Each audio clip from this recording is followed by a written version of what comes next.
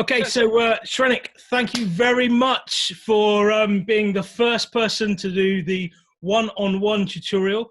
As you spoke to us before, you mentioned that you were wanting some help and some sort of tips in preparing rough sawn timber into fully dimensioned boards that they're ready for use in your project. Less so rough sawn timber, more any timber, thicknessing it to the right thickness. Brilliant, brilliant. Well, today we're going to do a beginner's course. Derek is going to show you how to do that using some basic hand tools so that you end up with the perfectly dimensioned boards that you want for your project. So I'm going to pass you over to Derek, and Derek is going to do your one-on-one for today. Thank you. Brilliant. Right. Thank you. Geoffrey, the first thing I need to do is get our camera set up so that just to check that Shrenik can actually see everything on my bench space. So Shrenik can guide me in and make sure that he's happy and able to see everything. Does that suit everybody? Yep, that's perfect. Is that okay? So as long as I'm working in this area here, you can see everything that I'm doing. Is that okay? Yes. Fantastic. Okay, Shrenik. Now, your circumstances aren't that different to mine in actual fact. And quite a lot of the projects that I do, my 6-board chest and a lot of other stuff I do out of pine, I buy from not necessarily my local DIY centre, but certainly local timber yards like Travis and Perkins or Wicks is another one, those sorts of places. Anywhere that has flat PAR, plain all-round pine boards. Sometimes if you go into those places, you can actually get the boards off the rack and choose ones that don't have too many faults in there. Knots and things like that make planing and dimensioning a little bit tricky with hand tools. It's not impossible, it just makes it hard work. But a lot of the projects I use timber exactly as you've described. So this piece of timber in front of me now obviously isn't a piece of pine, it's a bit of sapele. Highlights the problems that you will encounter when you buy softwood straight off the shelf. It's roughly dimensioned. Let's say we're starting with what they class as inch thick boards. They're nearer, sort of closer to 20 millimeters, maybe 22 millimeters on a good day. But although they might measure that thickness, they're never true and square and flat the whole length. So what you need to do is get them down to a decent thickness and a consistent thickness throughout. And the best way to do that is to cut your boards to as close as you feel comfortable to the finished component size. So if you've got a component that is 500 millimeters long, and you've obviously bought your timber to the widths that you would need it, let's say we're going to give ourselves a little bit of excess. So if your component piece is 500 millimeters long, I'd cut a piece that is about 600. Now, that sounds a little bit wasteful, but you're going to need that sort of 50 millimeters each end to cut off and lose afterwards, because you can waste a lot of material away when you're preparing stock up like this. So as long as you've got a little bit extra, you'll be fine with this process. So when you lay your board down on your bench, it's important, if you can, to do everything you possibly can to make sure that your bench is flat. So that when you put your board down on your bench, if it rocks, your datum for the first part of this exercise,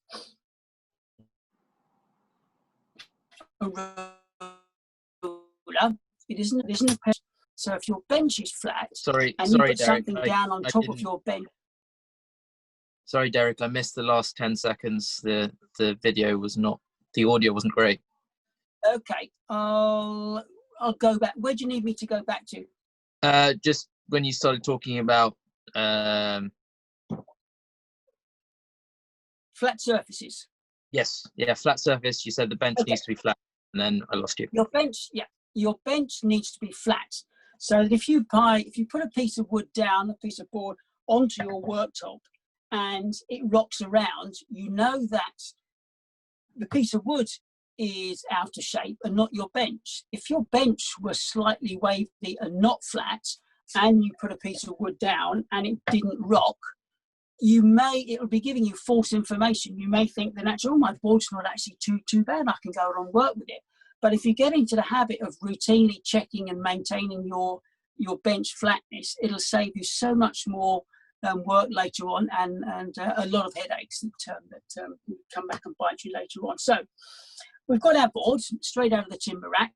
If it rocks around on the board, what we're looking for is to find the face of the board that is convex. Okay, so we're looking for, if you can see that we're looking for a board that is that shaped there, and you can check that by sighting down the board that way, and then put that down on your bench. So you've got a little hump across the board.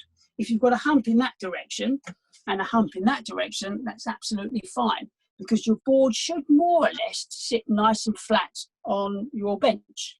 If it doesn't and it rocks around too much, I always have lots of these little wedges and little tiny shims, and just to make sure that it doesn't rock around on your bench, just put a shim under the corner to correct it.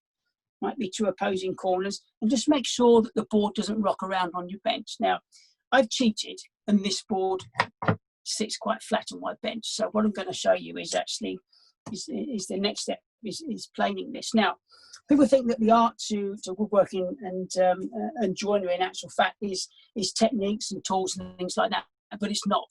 In actual fact, work holding, the correct type of work holding, is by far the most important aspect to any element of woodworking. If you think about your vise, you always put things in your vise. You need a vise that works. You need clamps that work. And the same as preparing timber on your bench, you need to be able to hold it so it doesn't move. So all your energy through planing, for planing, goes through you, through the tool, onto the job. If you're always fighting a piece of wood that's slipping and skating around the bench top, that's not good. So what I've got here on my bench are a couple of bench dogs, and I just set them slightly lower than the thickness of the wood. And I've got this little piece of scrap. I'm reliably informed it's called a doe's foot, maybe because of the shape of it. And all it is just a V. In actual fact, it's a 90-degree corner like that. But I can now push my piece of wood into that corner, holds it rock solid for planing. And if you can see that bit there, that's just my hold fast is holding this in place. Now I won't move this doe's foot for throughout this whole process. So I'll just be planing in that direction and that direction. So the first plane I'm going to use is a regular number 5. Now I know that you mentioned in some of your conversations with Geoffrey earlier on that you wanted to be able to use a number 5 plane set up a little bit like a scrub plane. Well, a scrub plane is a very, very coarse type of plane, and you shouldn't need anything like a scrub plane for preparing wood that you've just bought from the timber yard. That should be relatively flat. But what you do want is a plane that's got a slightly cambered blade. Now, the camber on this blade is, I will hold that up, and you tell me if you can actually see, getting that closer. Can you see the camber on that blade? Is that just about?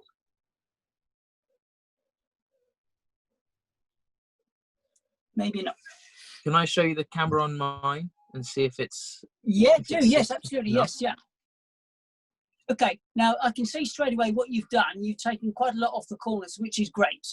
What you need to do is to turn it more into a proper arc all the way across. Okay. So you need to take a little bit more off the corners, and so when you push, when your blade pokes out through the mouth in your plane, it'll look like a little sort of tongue, really, just sort of poking out through the mouth. Okay. Got it. If I got let's have a look, a large tin of paint. If I use that, a large tin of paint, if you can see that, you see what that is, a lovely tin of paint. If I put that on my blade, that would give me a really quite an aggressive but a useful template for marking out the size of camber on your blade. Okay. Now, if it's a larger radius than that, you're obviously going to get a much shallower cut, a much shallower groove.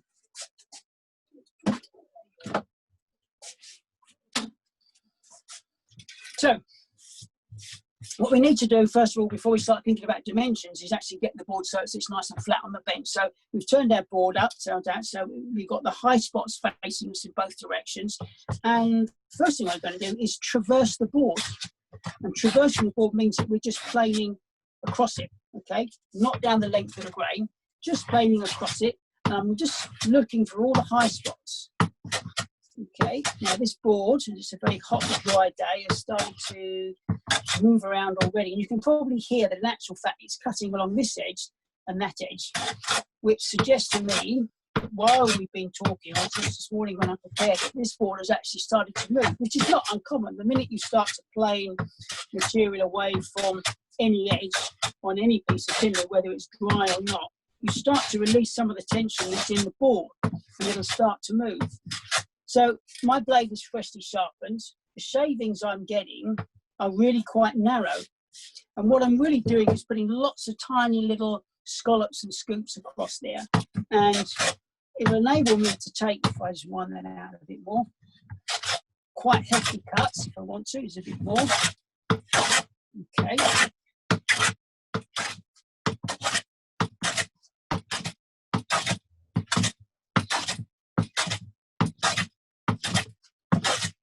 Okay, I'm fairly happy that's quite flat. Now, if I get a pencil, what I would do, easy, scribble along there. Okay, if you can make your pencil strokes actually go off the edge of the board as you do those. Okay, something like that. Now when we plane, I'm going to turn that board round. Wind that blade back a bit, it's a bit hefty cut. And now I'm going to stop planing when I've removed all of those pencil marks. Okay, and that will then give me a nice flat board.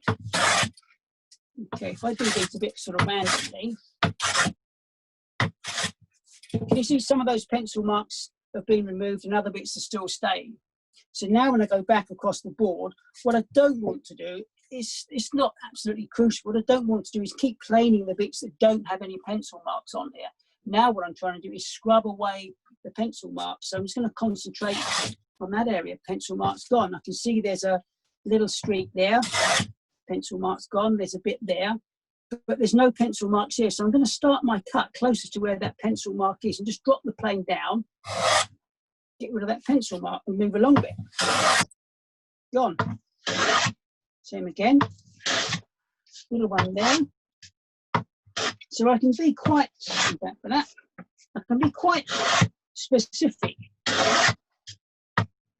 about where I'm planing.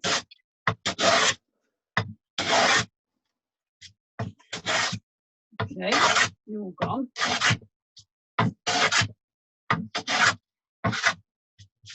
Now, although that feels slightly rough, it's kind of textured, and you may find in actual fact in some instances that type of surface is perfectly acceptable. Maybe on the backs of drawers, the backs of doors, maybe the underneath of carcasses and things like that. That might even be quite a desirable effect. If you look at a lot of period furniture, you quite often see this unfinished, undressed surfaces. It's something that we've become fixated with, is making every single surface perfect. In reality, not every surface has to be perfect. It can almost look a bit too like sort of factory made. So I can take my straight edge, and I'll now pop that on my board. Now, if you look at this straight edge, you can see that in actual fact, it's a straight edge. It's a nice thick straight edge. It's a starrett. And what is that? That's maybe 3 or 4 millimeters wide or thick. So I can use this on the edge of boards. Do that if I'm jointing, and it'll sit on there quite nicely. So I can now bob down if I need to and look either side and look for light going underneath to see if things are flat. Or on a board like this, I'm putting that down. If I can spin that on an axis, if I just hardly putting it, gripping the straight edge at all, just wiggle it backwards and forwards. If it doesn't want to move, because this is actually quite heavy, if it doesn't want to move, then I'm fairly confident that across that point of my board, this is relatively flat. Bring it closer to me. Wiggle. It wants to pivot around about the middle. Okay. So now what I'm going to do is just put a little circle there, and that'll tell me I've got a slight high spot there. Let's come closer to me. Maybe a high spot there. Okay. Now, Derek, I don't have a straight edge. Could you talk me through maybe what you would do if you didn't have a straight edge? Sure. If you don't have a straight edge, ruler, just as good. Okay. Now, you won't be able to do that trick with your ruler. What you'll have to do, is to bob down and actually look and see where the high spots are. Okay. Another thing you can do if you're working nice and quickly, you can actually use the edge of your plane. So I'm going to lay my plane down so it's just that corner of the sole of the plane is going to sit on my board. I look like that. I look for high spots and low spots, and as I come across them, I'll just mark them with a pencil. And by the way, that's a straight edge like that is well worth investing in, because this straight edge is what I use to calibrate my bench. So a couple of times a year, I'll take a plane out and I'll just shoot my bench, and that's my straight edge datum for everything in my workshop. It ensures that my bench is flat to this.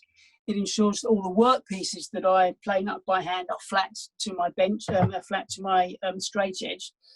And occasionally, when I get old planes and fiddle about with them and tart them up a bit, I can use the same straight edge to gauge and correct and adjust any of my planes. So this really is my straight edge datum for everything in my workshop that needs to be flat. So I guard it with my life, and it always goes back in the toolbox the minute I've finished with it. I never lend it to anybody, because they invariably put a knife against it and use it for all sorts of things. So it's something that once you purchase, you really want to sort of look after it, because it becomes one of the most important tools in your hand tool workshop. So having identified any flat spots, and you can go across that way. Again, we can do the same thing again. It's okay. A little bit high again there. A bit higher in that direction. It's better there. Okay. This I'm going to take the blade right back on my plate. I only want to take a tiny bit off. Okay, let's move all these out of the way. Let's do that again.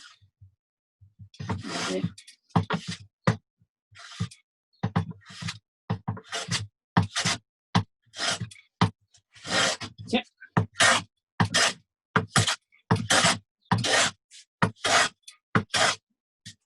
Okay, make sure we do all those high spots. Get my straight edge out. Much better. I can hear it. Much better. Okay. I'm really happy that that is flat on that surface. So to do the other side, exactly the same process to strip the board. This would, when I turn this over, this board would be really nice and flat on the bench, because my bench is flat, and this is flat, and that's now ready for planing the other side. So Derek, that's really, really good what you've shown there. But I think now it's over to Shrenik. And Absolutely. Shrenik, have you got a way of holding your camera so we can see what you're doing? I've actually sort of done this first step. I've already flattened this side, similar to the method that Derek described. And I've also put a square edge on it. So I've got a square side, a flat side and a square edge. In fact, both edges are square to the flat side. Good. So it's the next side, thicknessing it to a specific thickness, which is what I'd like Derek to just explain in a bit more detail. Brilliant. Well, on to the second part then, Derek. On to the second part. So second part would be to your thickness. How thick is this board? It's on top. Take that out. Okay, it's 17 mil. Let's say my board's starting off at 17 mil. I want to get it down to 16 mil. Okay, don't say 12 mil, because that's a lot of material for me to take off on a hot sunny day. So I'm just going to take a millimetre off. Okay, so from the side I've planed, I'll set my marking gauge up to my thickness, which should be 17, 16, and there. Okay. Derek, is there a bit better marking? Which is the best marking gauge to use for this sort of task? Oh, you've asked me a very that's an easy question to answer. No, any kind of marking gauge. You know, the best marking gauge is the one that you're most comfortable with. Now, when I'm preparing rough timber like this, what I'm actually using, I use a marking gauge that's got a pin. Can you see the pin? Hold that up. It's a pin gauge, as opposed to something like a wheel gauge. A wheel gauge is a really, really precise, accurate, delicate piece of equipment. It's great for marking baselines and shoulder lines for things like mortises and baselines for dovetailing, things like that.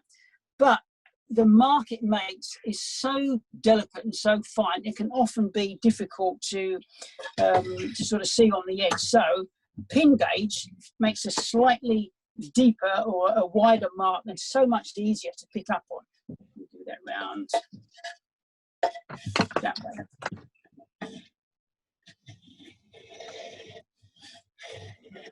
Okay.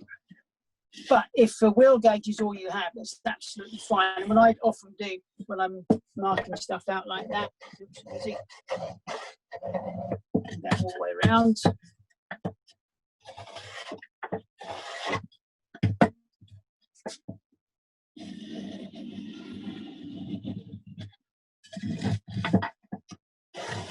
I think what's interesting to point out there, Shrenik, is that you can do a light cut to start with, and then you can go heavier and heavier and heavier to make it deeper. Okay, yep. With a pin gauge, you'll find it's actually a lot easier to take one of these mechanical pencils or propelling pencil. What's this? Is 0.7? Yeah, 0.7. Sometimes I use a 0.5, but you can usually drop the lead on a propelling pencil or mechanical pencil in that gauge line that you've just created. This makes it a lot easier to find, a lot easier to see afterwards.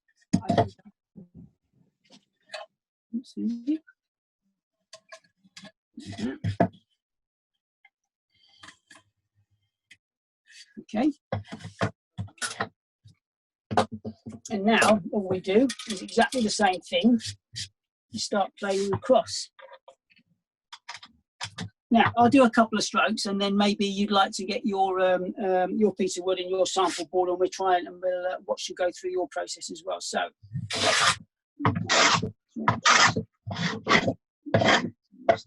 yeah.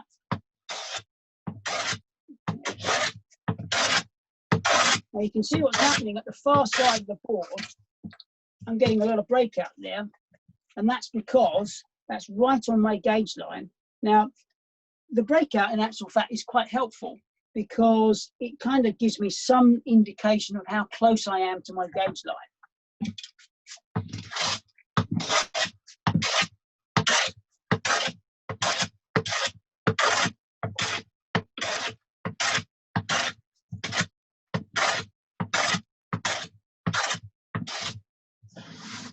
Now,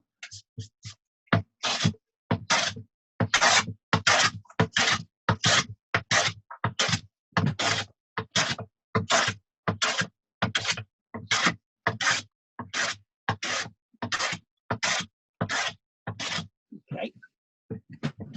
Now, I'm working across the board on this, but there's nothing to stop you in actual fact from playing in that direction. I know from experience that Sapini, when you're taking off large amounts, prefers to be cut across the grain than along it, because you run the risk of getting some awful tear out. There are methods or techniques we can introduce to avoid that, but for this demonstration, I'll just stick to sort of playing across the board because it's likely to tear up.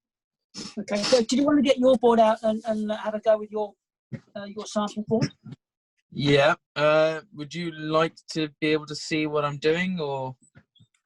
Not necessarily. It's just to show me the results as you've done. I mean, if you can set the camera up so we can see it, would be great.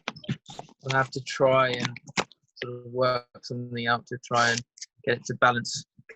Can you see my voice? I can. Yep. Yeah. Okay, brilliant. I can just about see you there, but okay. All right. I will set it to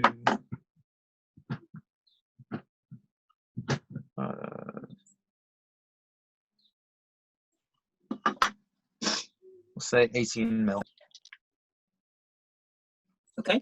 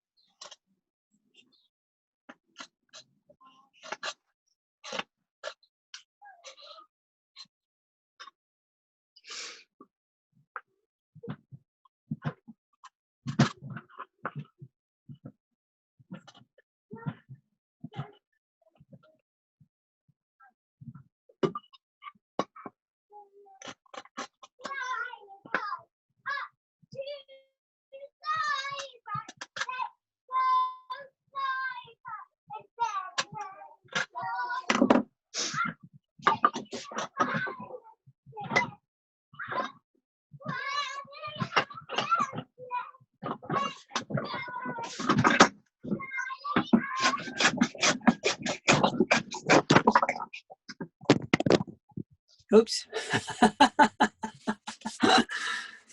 It's definitely live, folks. I'm not sure it's going to work.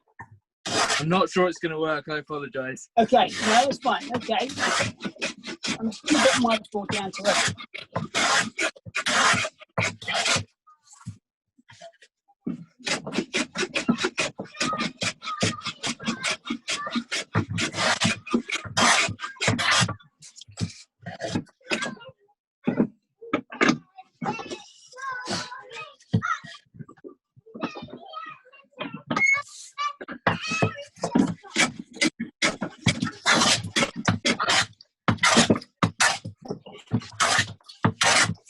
Now, Derek, I've had a bit break off like this. Okay. You see the little hair? Yeah. Is it down to your gauge line? It's perfectly down to the gauge line.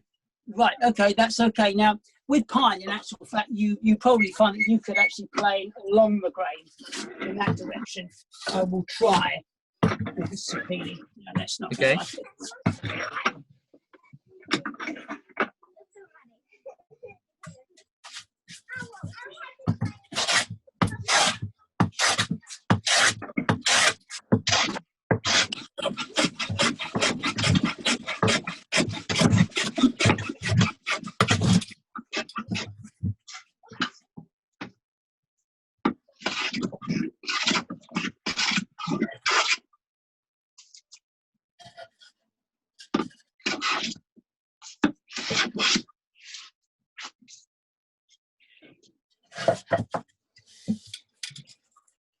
Shrenik, while you're doing yours, I'm just going to get mine down to my gauge line, so we're working on roughly the same sort of pace.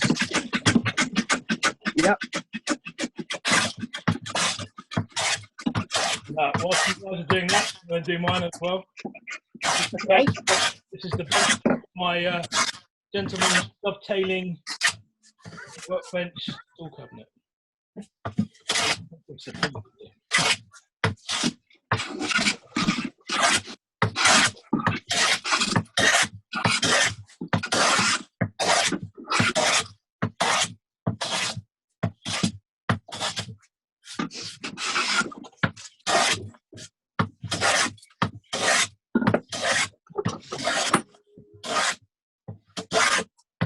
So now I'm down to my gauge line at one end. Yep. But not the other. Not the other. You've almost answered the question yourself. So what you need to do is just focus on the area that needs material removing and stay clear of the area that's that is down to your gauge line. So, okay. Yeah. Yeah. So you can check that just by looking around your board. I can see I've got a little bit of tape off here. Look at the end, quite a lot to take off at this end. And just keep stopping and referring to your gauge lines every now and again and just checking where you need to remove the material.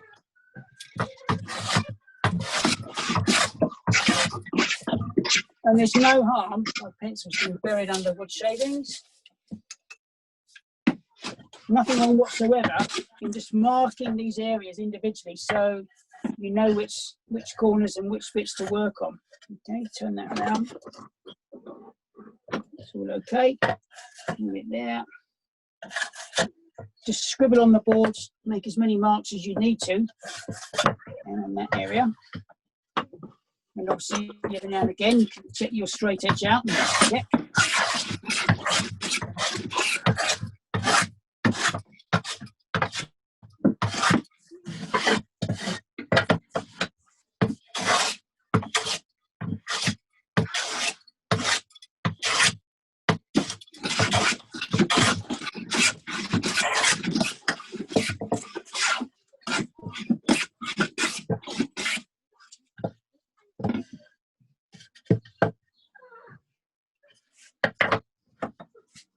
Okay, when you're close, do you have any calipers? No. Vernier calipers. Okay. Not here. Not here. Okay. They're in the house. In-house, fine. In which case, I will demonstrate.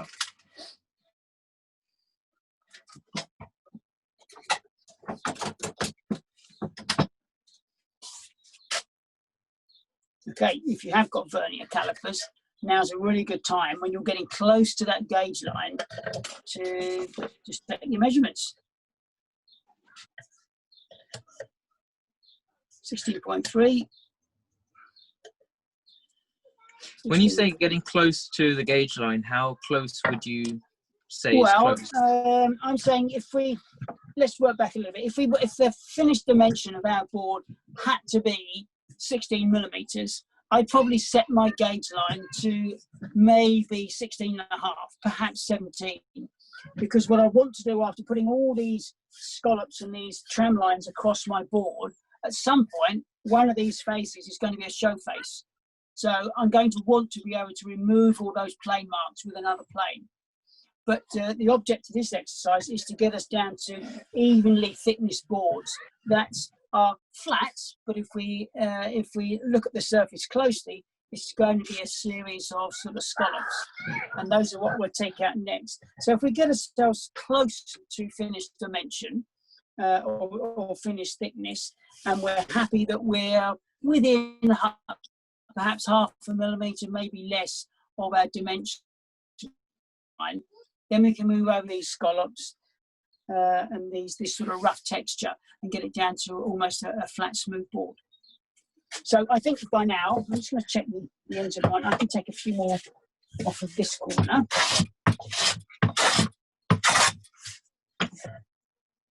I'm fairly happy with that one. Yeah. Okay. So I would now be happy with that board. Put my plane to one side. I'm going to go to my next plane, which is another number 5. Exactly the same number 5. This one's, I think it's an old Stanley. That one's a record, makes no difference. This is one that I tarted up quite a few years ago. This blade is almost straight all the way across. But what I've done is slightly taken the corners off, much like the blade you've got in your plane, the one that you showed me earlier on. This blade is set up like that, so it's more or less straight all the way across. And this plane is set up so it's got a much, much tighter mouth. And the blade is capable of taking very, very fine shavings. And this obviously works much better when the plane is razor sharp. And I'll just get it close.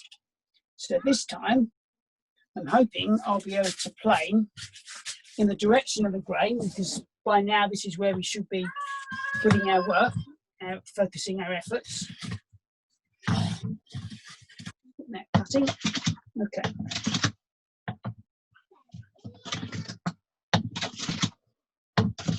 So as you plane across the board, you should be able to hear that now sort of going as it goes across, just taking off the high spots of those scallops.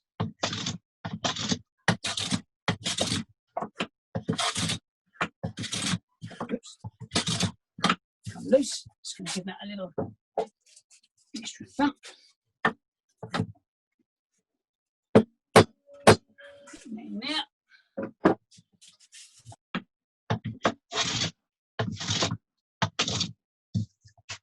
Just try that one more time.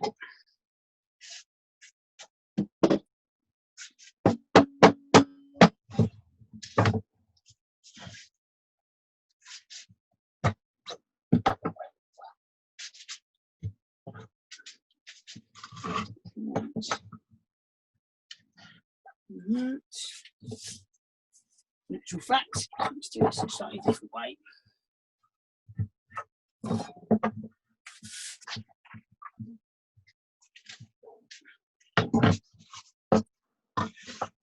Now, hopefully I should still be within range. You can see what I'm working on there, can't you?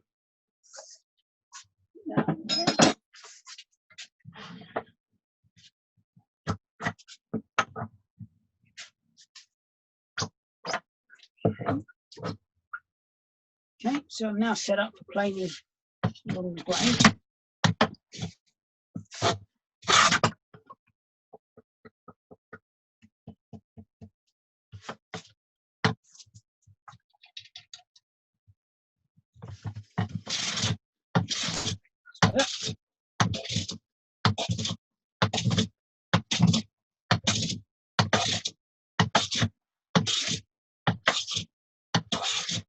Okay, so these are really, really fine shavings now.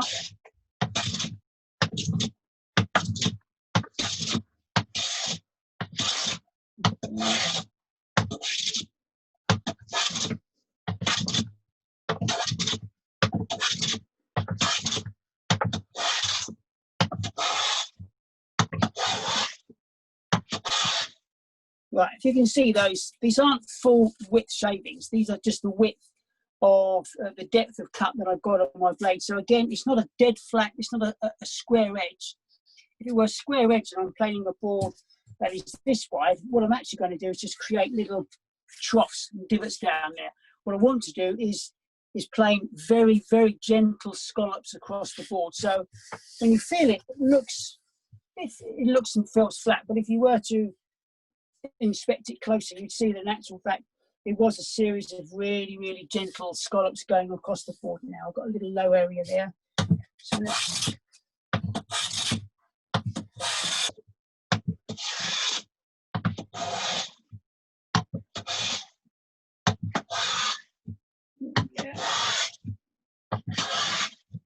okay.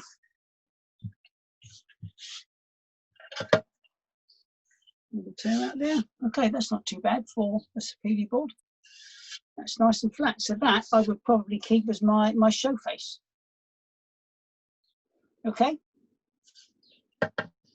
So what you would need to do now is make sure that your plane is super sharp, because you're going to find this really, really hard work to do unless your plane is very, very sharp. And you can now start planing along the length of the grain, planing with the direction of the grain to get rid of all those scallops and scoops that you put across the board earlier on.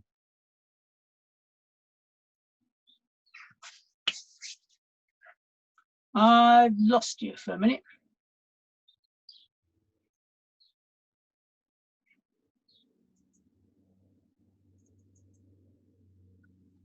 Sorry, shall I pinch the iron off the number 4, or should I use a number 4? If you want, a number 4 is a smoothing plane. A number 4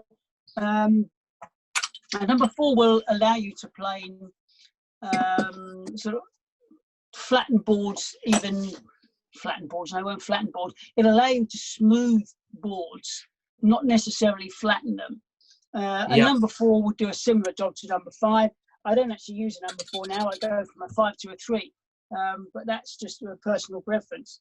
You could use a number 4, but what's more important at this stage, in actual fact, is the shape of the blade, not necessarily the size of the plane. Well, this one's just got the corners taken off. Perfect. Lovely. Yeah. Yeah. So yeah. that's what I'll take. Yep. There are only a couple of planes I can think of that actually do require a dead straight square edge to them, and that would be things like a shooting board plane. Any plane that you use on a shooting board, you want to make sure that that blade is dead straight. Shoulder planes, again, the blade needs to be dead straight across. But most of the bench planes, like the number 5s that we're using for dimensioning and smoothing planes, jack planes, they can all get away with a slight camber, and it's just the varying that degree of camber will give you certain different working properties. Yep. All right, I'm going to have a go now. Oh, absolutely, yes, yeah.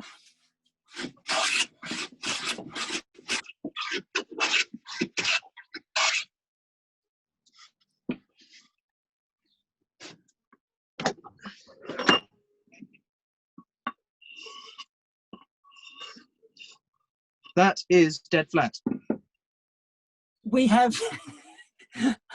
succeeded. Okay. Okay, now we have landed. Flat. We have landed. Now it's dead flat. What's more important, obviously, for this exercise is, are you at a uniform thickness all the way around the board? Let's have a look. The only way I've got to measure it is with a ruler. Okay.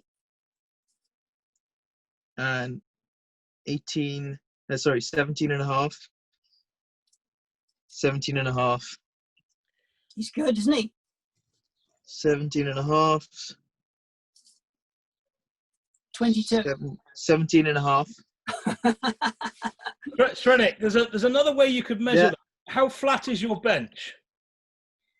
Flat, fairly flat. Fairly flat. So if you use your other marking gauge that you've got, and you put the board flat on the bench. Good idea. This one. Yeah. And then put the top of it on the top, and then the bottom on the bottom, and then you can go round the outside, and you'll see then how accurate you are. So your 0.5 mil will show on that. And you can just mark that with a pencil, like Derek said earlier.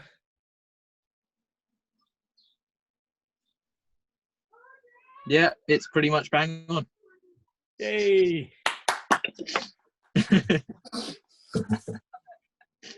That's good. Fantastic.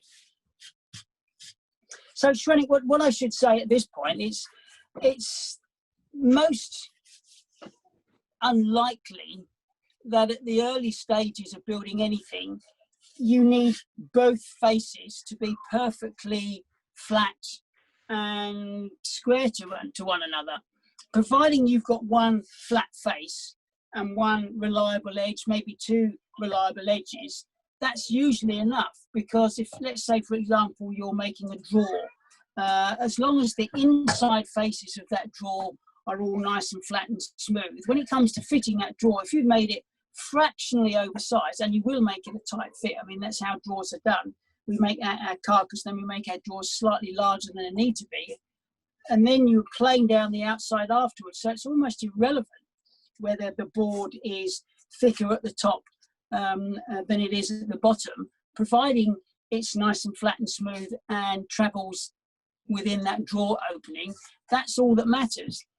We can get terribly fixated on planing up and getting our boards absolutely perfectly square, but what really matters when it comes to joinery and furniture components that have to come together is that they do come together, not necessarily the measurement. So I wouldn't get too fixated about that extra sort of 1/4 or 0.5 millimeter at this stage, because invariably most things need planing and smoothing down afterwards, and that's when you get things absolutely perfect then. Absolutely. I think that for me, helps. this was more of an exercise, so that, because I felt like as long as I could get 3 of the sides square, I was doing well enough. I could make plenty of boxes and so on, but I wanted to progress from there. And I felt that it was a skill that I needed to build. Good. And I was struggling to build that skill. So thank you very much for making it happen. You're welcome. You're welcome, Shrenik. I'm hoping it'll come in handy. It definitely will. Thank you. You're welcome. Well done, by the way. Well done. Brilliant. Well, thank you very much, Derek, for showing Shrenick how to do that. It sounds like Shrenik's got some good confidence in yourself now. You're going to practice that and carry on and use that for what your projects in the future? Yeah, I've already got some boxes which I've cut up the wood for. I just need to thickness it. So perfect. And what type of boxes do you make then? How do you make your boxes? I don't have one here to show you, but basically just four sides dovetailed together, and then glue on a base to the bottom, and then just hinge a lid onto the top. Ah. But I think the next one, which I'll be making for my friend, I will be putting a groove in and and inserting a plywood base to it. Brilliant. So, Right. And how are you going to put the groove in? Obviously, you're an unplugged woodworker. yeah, so I've got a record 050C, and I've got, I think, a 3mm cutter for it. So I will cut the groove with that